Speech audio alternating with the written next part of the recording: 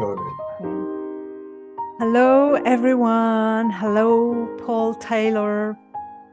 So I have a very special guest with me today, and it's Paul Taylor, a British artist who lives in Jerusalem. And he paints fire. He's a sculptor. He makes, I don't know how you say, sculpturer? Sculptor. Sculptor. Both male and female are sculptors. Sculptor. He's a sculptor, and also he's a fire painter. Maybe you have other paintings, but when I came to the house, actually, how did I meet Paul? I have a friend who has cancer, like pretty bad, and Paul was so very kind to host him in his house. That's so kind of you. And when I came to the house, I saw these paintings everywhere. Everywhere you look, you see a painting of fire, like the house is on fire. And I thought how perfect it is. I felt like I received a gift, that I went to visit a sick friend, and the gift I received was these paintings that are just what I wanted to present and to show the students in my class. So I've asked Paul, and thank you so much for agreeing to talk with us about your fire paintings. And so maybe if you want to say a few words about yourself, or we can dive right into the subject of fire paintings. I mean, it's the fire paintings are really a result of many years of being an artist. For 40 years, I was a sculptor, traditional stone carving, bronze casting, welding. I chose a few years ago to stop making sculpture and start painting. The studio that I had in Talpiot was too expensive for me to run without teaching. I spent 25 years as a teacher here in Jerusalem. So I closed the studio and made my life simpler, less materials, less equipment, less slavery, and started to paint. But painting for the last 6 years, and although fire has become the subject, the present subject, it's not actually the starting point. The starting point was something else. The starting point was I spent 3 years traveling, came back to Jerusalem, thought, what am I going to paint? And I had to do some welding. And whilst I was welding, I saw that spark, and I thought, really, that's the starting point. So it started from, an evolution of thinking about subject, content, and then I suddenly captured it through something I'd done millions of times, but without actually seeing it. When you do something really normal, cooking an egg, for example, right? But you just cook the egg and you eat it, enjoy it. Suddenly, as opposed to just cooking the egg, I actually saw the egg being cooked. And I thought, that's the spark that I needed to paint. So it came from the ability as an artist, not just to look, but to see. That was the moment where I found the subject. So in a way, you didn't take fire for granted, but you started giving it respect. It was, really, respect. It's a powerful force. I see numerous seascapes. We're used to seeing seascapes. We're used to seeing landscape painting. I've never seen a painting of fire, which is as hypnotic as watching water. And it's also very fundamental. Inside the painting, what is the moment where the painting has reached the finish? That's a good question. We're always pondering this. For me, it's very clear that the fire is a point of either creation or destruction. The painting is other. Can you say it again? It's very interesting. The fire The fire destroys, but at the same time creates. Mm. It's the creator of things, certainly the creator of new things. And it's also the destroyer of things. Mm. So to get that moment when it exists as both the creator and the destroyer is the point where the painting has reached completion. Bronze, as a sculptor, it comes from bronze casting. I mean, that moment that you pour the bronze, and suddenly from something completely, molten, suddenly becomes a frozen figure of enormous beauty. Mm. So it comes from sculpture. It comes also why fire is so complicated, and students don't treat it lightly. It's this moment between creation and destruction, but in a political sense, and my work has always been driven with some form of political content.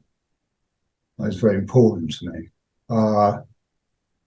The ecological disaster that we face. The world is burning. Mm-hmm. And in all senses, the world is burning. Mm-hmm. So it's the painting we have behind us was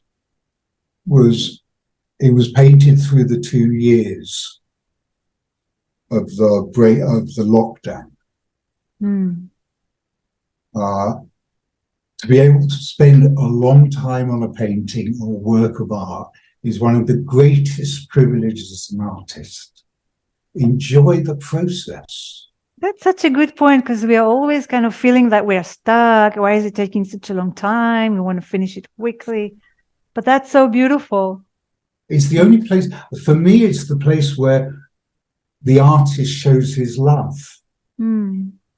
Because it's going to get deeper. You know, if you make the mistake, right? It leads you elsewhere. You have to resolve the mistake. Mm. And naturally, your work, you invest more of yourself by digging in deep. Mm.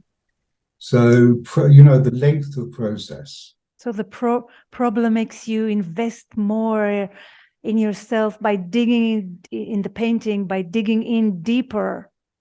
So it makes you dig in deeper. You can start with the inner critic, really hate yourself and think you're not good enough. I mean, I know this is from my students and many people.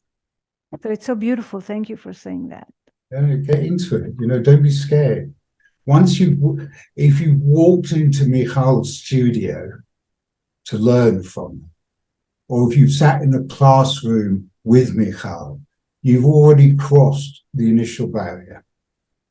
The initial what? Barrier. Already made the commitment, right? Already said, I'm going to pay this amount of money per month to study art. So you crossed that threshold. Right? So you may as well just get stuck in, make mistakes, turn the painting upside down, mix the wrong color. I love that. Just do it. Experiment. What happens? What's the difference between cadmium yellow mixed with cobalt violet and lemon yellow mixed with cobalt violet? Try it and see. Completely different color. So just play, make mistakes. If it happens once, it's an accident. Okay? If it happens twice, it's a truth. If it happens 3 times, it's a pattern. It's a what? Pattern. Pattern. you suddenly got a measurement that exists where you can use time. Your eye moves through pattern. We know this. So, have fun, things, make them bigger, put more paint on. Yes. Yeah, I was thinking maybe you can show us some of your paintings and talk about your process and of painting. Maybe we can learn something from, I'm sure we can learn something and some tips. I mean, this is paradise.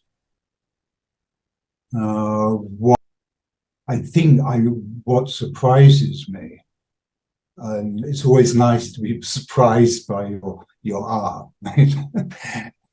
is the fact this green mass seems to vibrate. It breathes.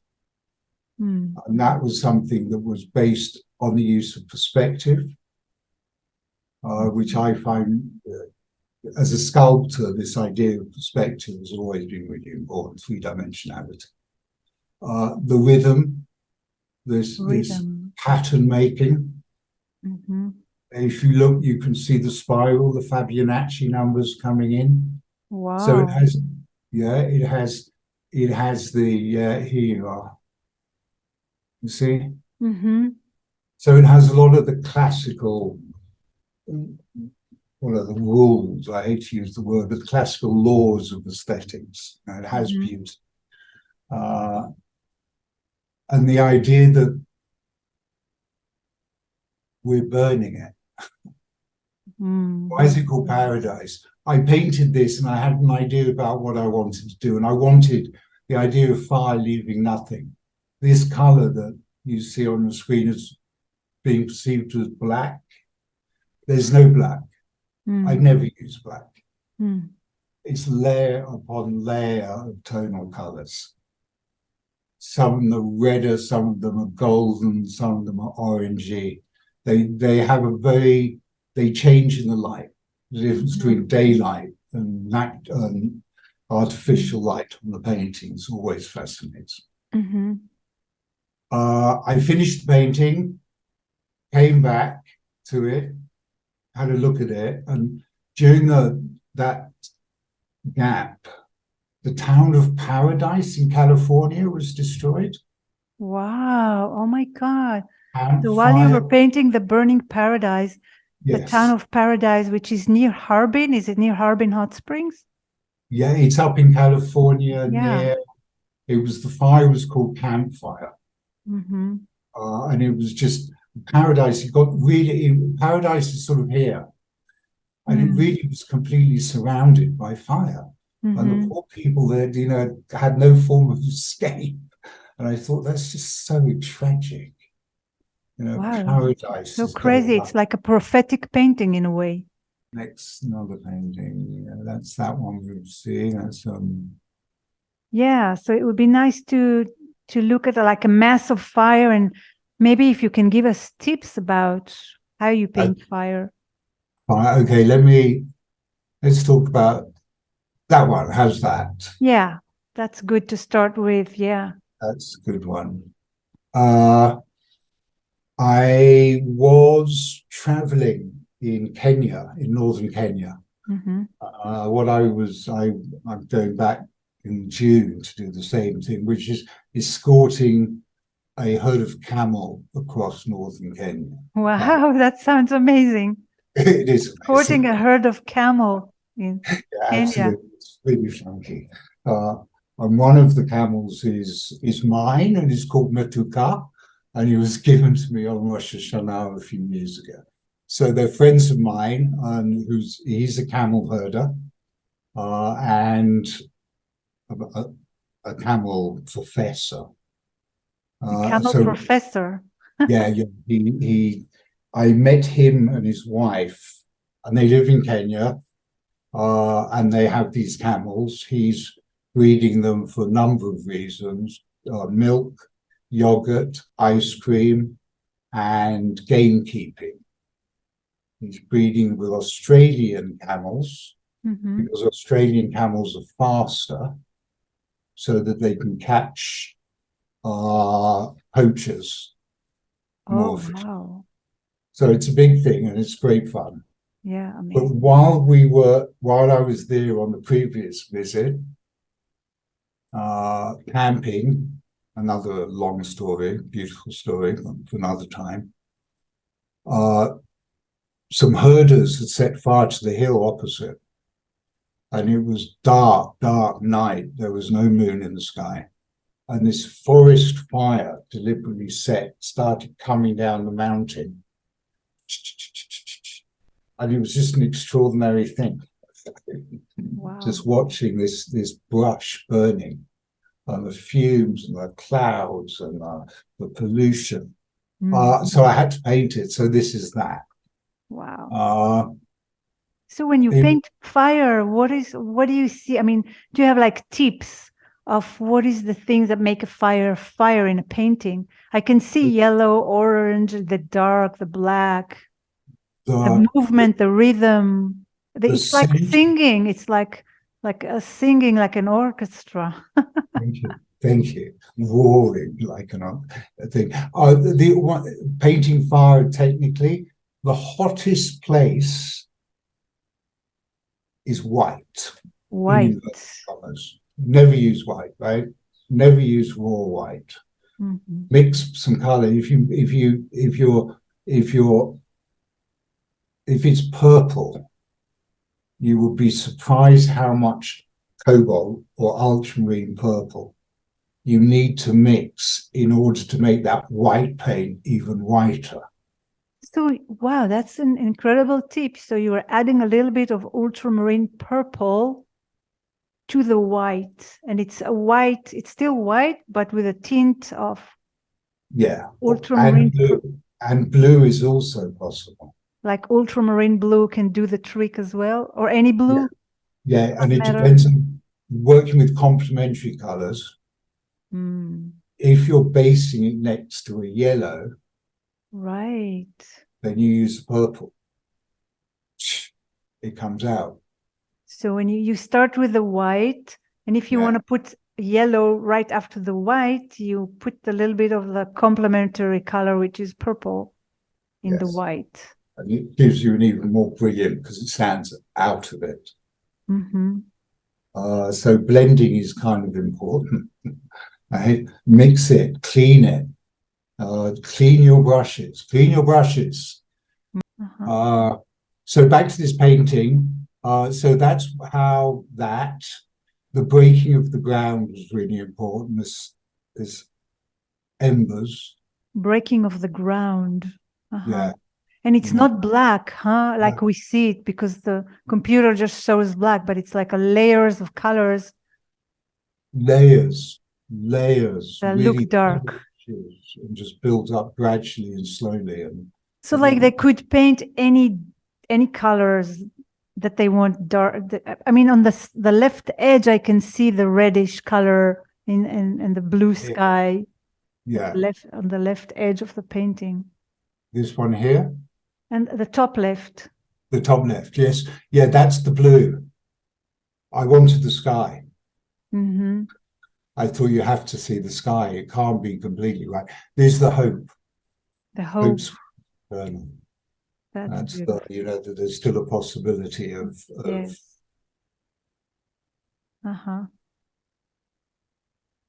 And now you are embodying the fire with your cigarette. Yes, you are Mr. Fire. Yes, you breathe it in, you paint it.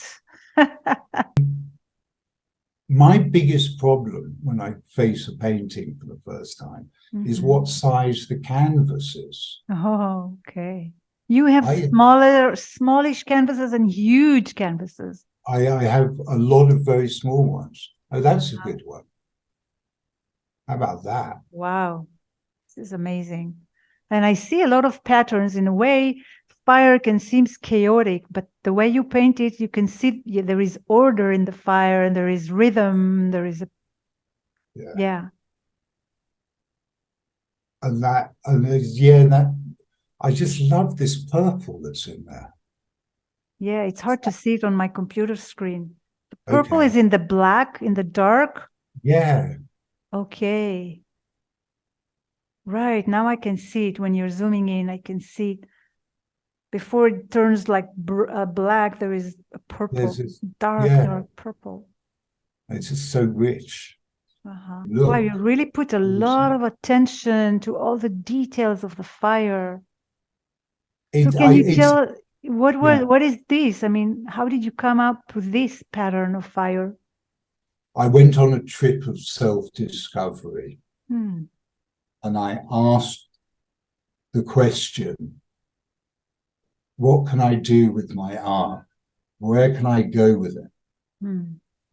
And I asked for a place, and I was shown this area, and I thought, okay, and this is as a result of my asking, I got a question, I got the answer, and I went for it, and this is it. I also spent quite a few years in the music business. Mm-hmm. It Yeah. looks like a guitar It looks like guitar. and It also looks, vibration of music. yes, and it's a motif that goes back. Let me see if I can find it. I've got it somewhere. This is like an abstraction of fire. Yes, this was another. This was Hmm. you can see again the motif of those strings. Mm-hmm. I And here haven't I can see the colors that your dark is, this blue and purple and yeah, yeah, reddish and indigo. brown, My go-to dark is indigo. indigo. Indigo. It's I find it's a very dark paint, but very thin and allows glazing Mm-hmm. extremely beautifully. Wow. I love this one. It looks very more feminine to me. Yes, It's more like yes, it is. round. Yeah. Yeah, fire is masculine. Hmm. However, the movement of fire is feminine. Mm-hmm. So there's this conversation between the masculine and the feminine. And I'm not. I would hate if anyone told me I was an alpha male. I would be really offended. No, You got offended when you were told you were an alpha male. yeah, I couldn't think of anything worse.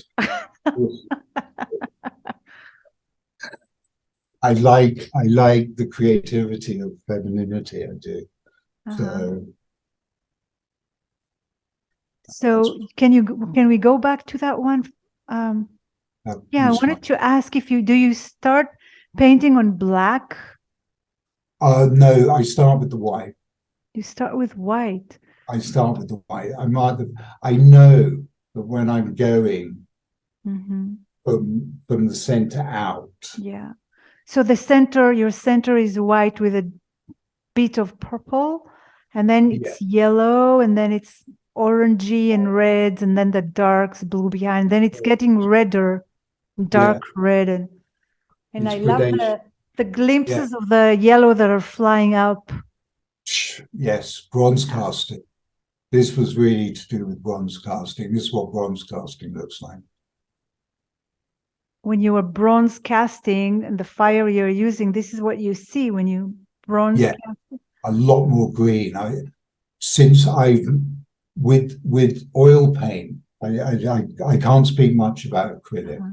but Yeah. with oil paint, you never quite know what's going to happen, Mm-hmm. right? Mm-hmm. It's you put a green on a red and it looks like that, and then you do another green and another red and it looks completely different. So Mm. it's constant experimentation. Uh-huh. Same with acrylics. Yep. So Mm-hmm. Even that's more so with oils. if I would, yeah. Isn't that discovery wonderful? It is. But It in is. order to discover, we have to make a lot of mistakes. Okay. Happy mistakes, happy Happy mistakes. accidents, Mistakes that lead you deep into the work, right? mistakes that lead you deeper into the work. I love that. Yeah. No, I love this. I love this fire. And thank you. it's Yes. so different from all your fires because it's so even more abstracted and roundish. And yes, feminine, maybe because it feels feminine to me yes. and soft. Yeah, let's see. Let's. Mm. Mm. And how is this fire? Okay, so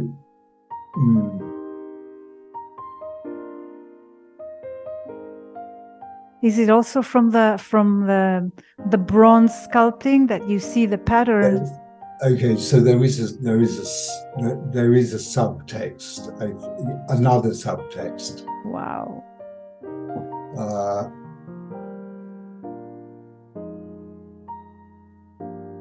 Hmm. my wife passed away tragically a few years ago. Oh, I'm sorry to hear that. Yeah, so nice. Oh.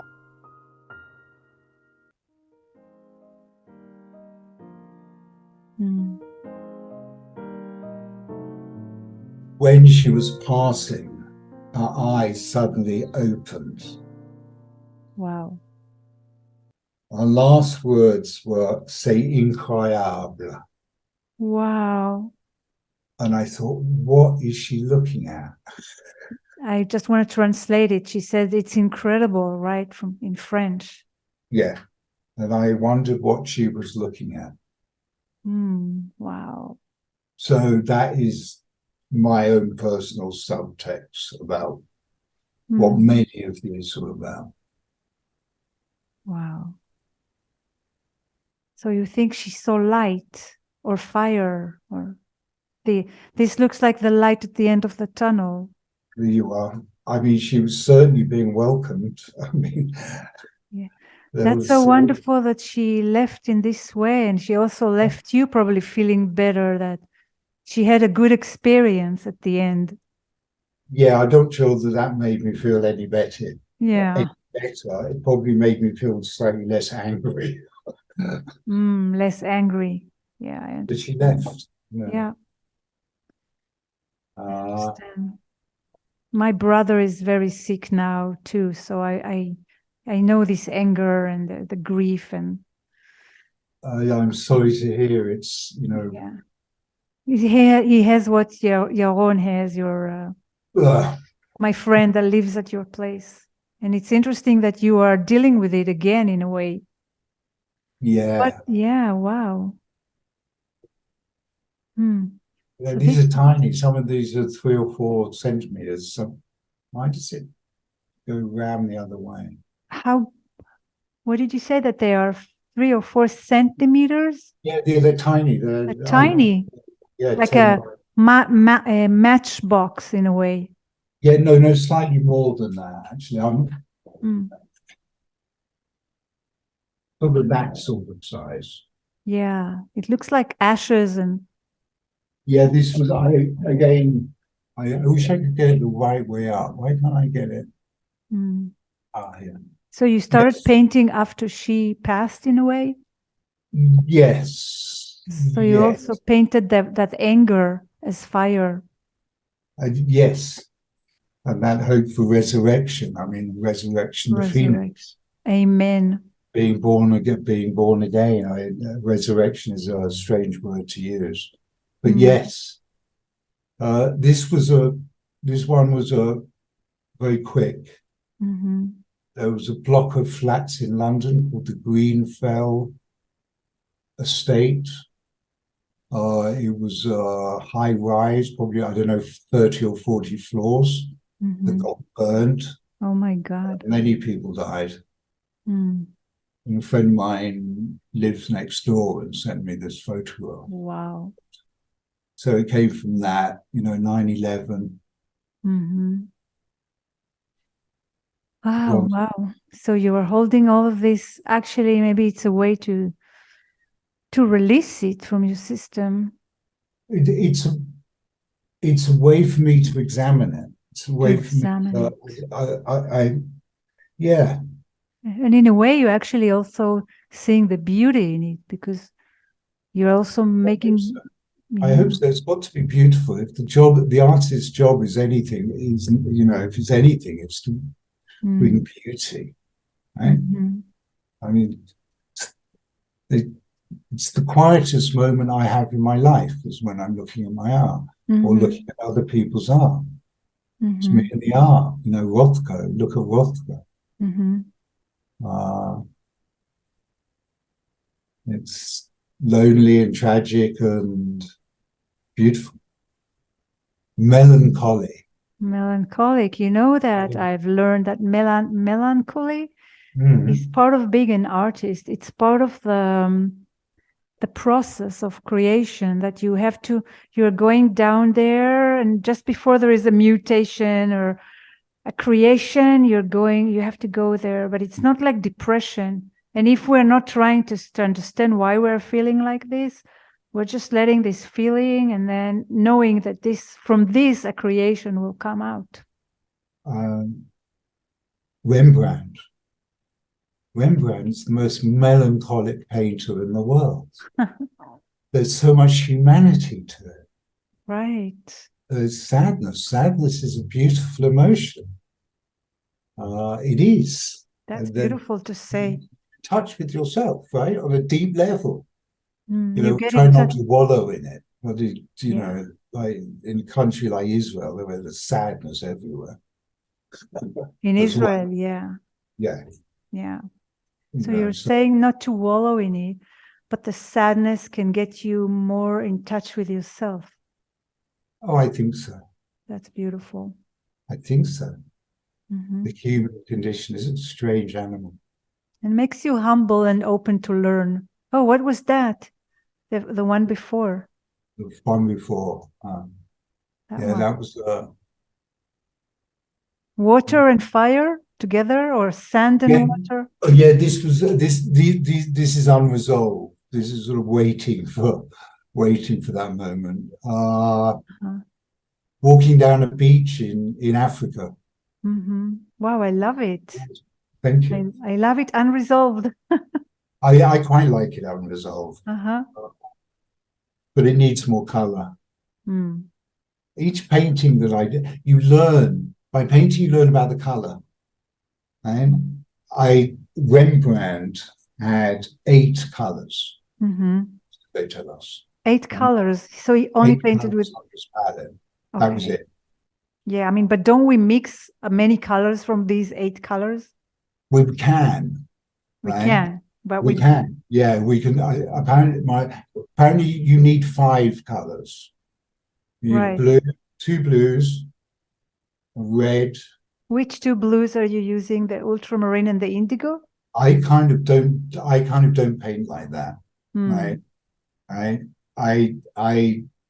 at the moment I'm really into manganese blue. Manganese blue is it's a good blue for sky. Got a lot of purple in it, and it's you put a little purple in it. Okay. Yeah, and it's very opaque, so put some white in it, and it becomes solid. Some movement inside of it. And I hadn't used it, and I'd never bought a tube of it until sort of 2 months ago. Wow, it's exciting. So constantly discovering new paints and new colors. I love discovering new paints. Yeah. And sometimes I make a mistake and use the wrong blue. But sometimes you just move forward. But we want mistakes, don't we?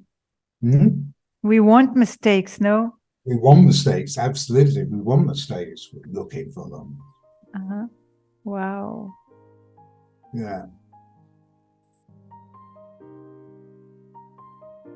Ooh.